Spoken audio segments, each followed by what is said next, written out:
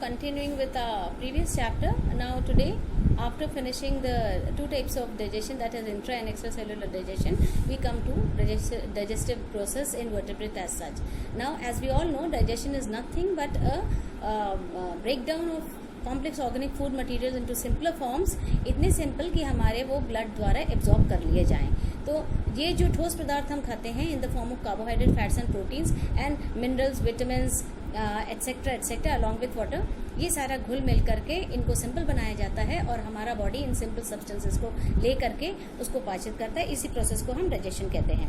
ना डाइजेशन के लिए इम्पॉर्टेंट है कि इसके कितने तरह के पार्ट्स में हम इसको डिवाइड कर सकते हैं. तो वी से एक तो इसका पूरा ट्रैक है जिसको एलिमेंट्री कैनाल कहते हैं. इस एलिमेंट्री कैनाल के पार्ट है स्टार्ट्स फ्रॉम द माउथ या buccopharyngeal cavity.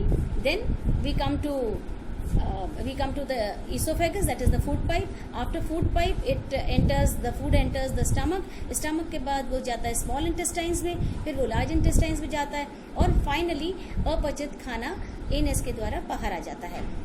Apart from this digestive tract, there is the role of another important component जिसको हम कहते हैं accessory gland. ये accessory glands होती हैं जैसे salivary gland जो मुंह से स्टार्ट होती है और लिवर और पैनक्रियास के अपने अलग सिक्रेशन रहते हैं और साथ ही में इस पूरे ट्रैक के अंदर निकलती हुई enzymatic components. So these are the total components of digestion.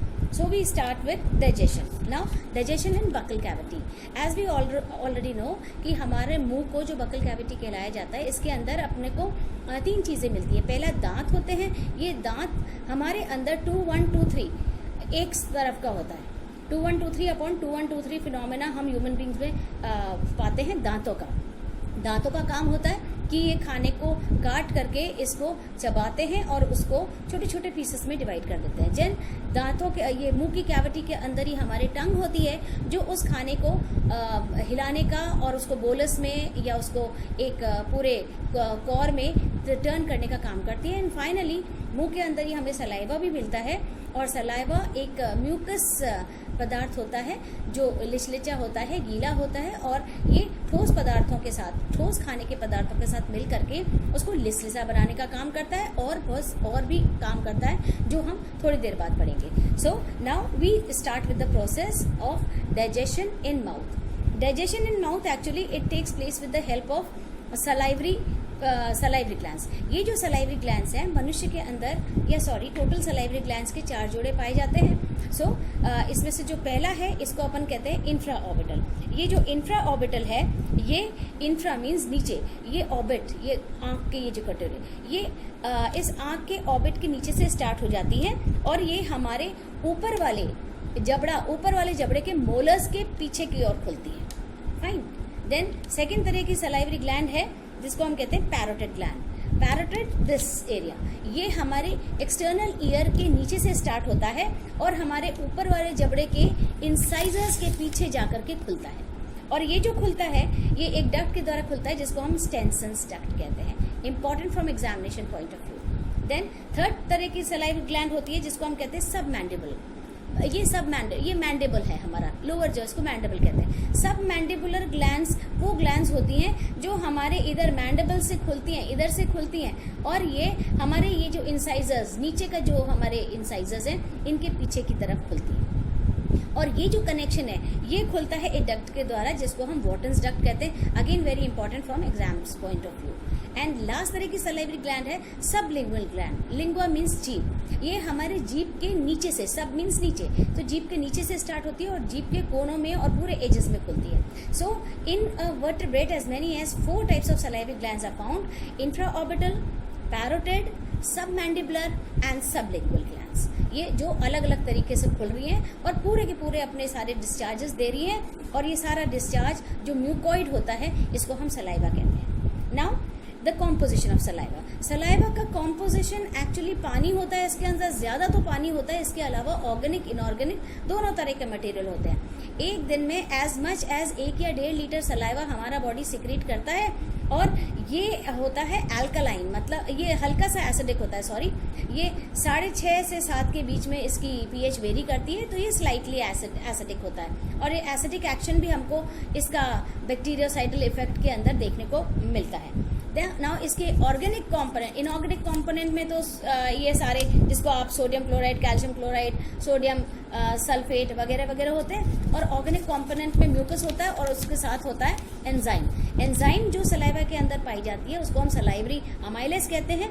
इस सलाइवरी अमाइलेज के अंदर टाइलिन पाई जाती है या फिर मोल्टोज भी पाई जाती है और साथ में लाइसोसोमल एक्टिविटी पाई जाती है। सलाइवा का फंक्शन, सलाइवा का फंक्शन एक्चुअली ये होता है कि ये जो सलाइवरी अमाइलेज है ये कार्बोहाइड्रेट, कॉम्प्लेक्स कार्बोहाइड्रेट को ब्रेक करती है या स्टार्च को ब्रेक करती है और उसको सिंपल कार्बोहाइड्रेट में या मोल्टोज में बदल देती है। और दूसरी एंजाइम जो मोल्टेज पाई जाती है वो उस मोल्टोज के ऊपर काम करती है और उसको सिंपल शुगर में बदल देती है।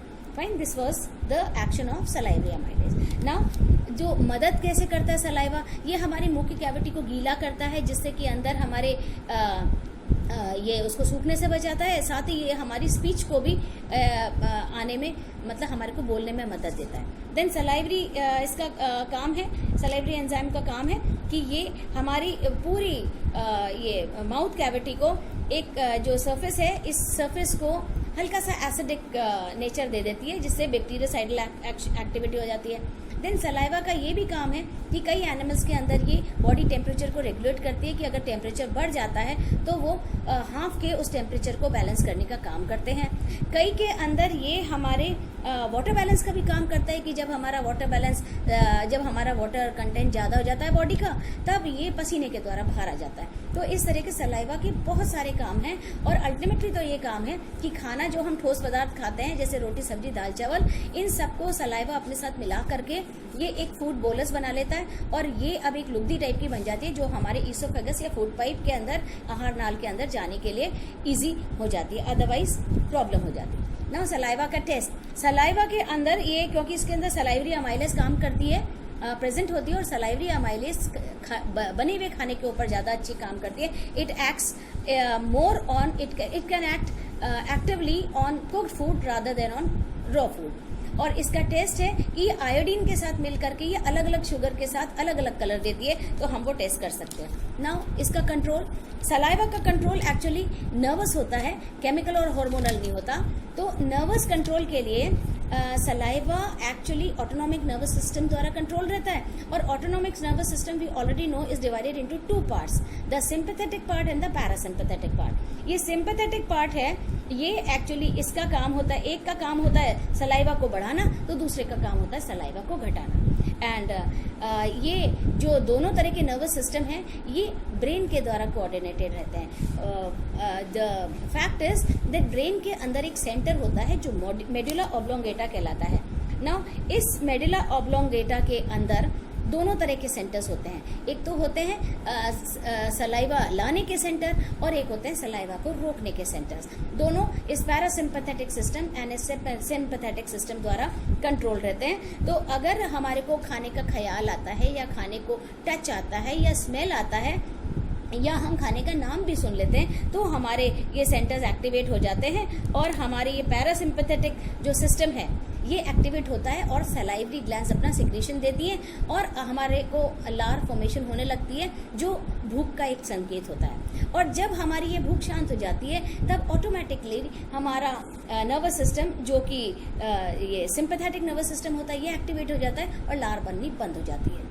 ना ये जो इफेक्ट है नर्वस सिस्टम का, इस तरह के इफेक्ट को हम कहते हैं कंडीशनड रिफ्लेक्स, जहां हमारा नर्वस सिस्टम खाने के टेस्ट से, स्मेल से, ख्याल से भी हमारा नर्वस सिस्टम एक्टिवेट हो जाता है और इसको हम कहते हैं कंडीशनड रिफ्लेक्स।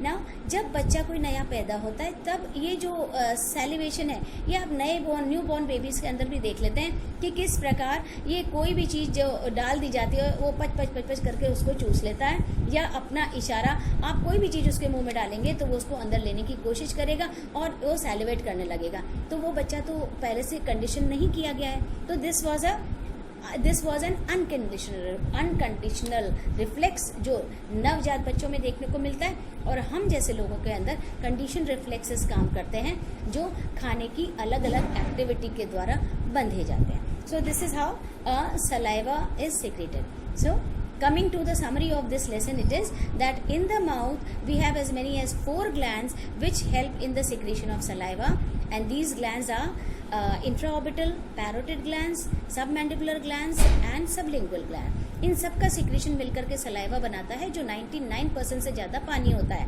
इसमें ऑर्गेनिक इनऑर्गेनिक दोनों कंपोनेंट्स होते हैं। इनऑर्गेनिक कंपोनेंट्स तो ये सारे मिनरल्स के बनते हैं और ऑर्गेनिक कंपोनेंट्स के अंदर म्यूकस और एंजाइम, टाइलेन और मोल्टेज आती हैं, जिसका काम होता है कॉम्प्लेक्स कार्बोहाइड्रेट को तोड़ करके उसको सिंपल में बदलना। जब ये मोल्टोज में बदल जाता है तो मोल्टेज इसके अंदर काम करके उसको और ज़्यादा सिंपल शुगर में बदल जाती है। सलाइवा का लिबरेशन हमारे सेंट्रल नर्वस सिस्टम, हमारे ऑटोनोमस सिस्टम द्वारा कंट्रोल्ड होता है। तो ये कंडीशन अनकंडीशन दोनों तरह के रिफ्लेक्सेस बताता है एंड इसमें केमिकल या हार्मोनल कंट्रोल नहीं होता। So this is how digestion takes place in the mouth. Thank you.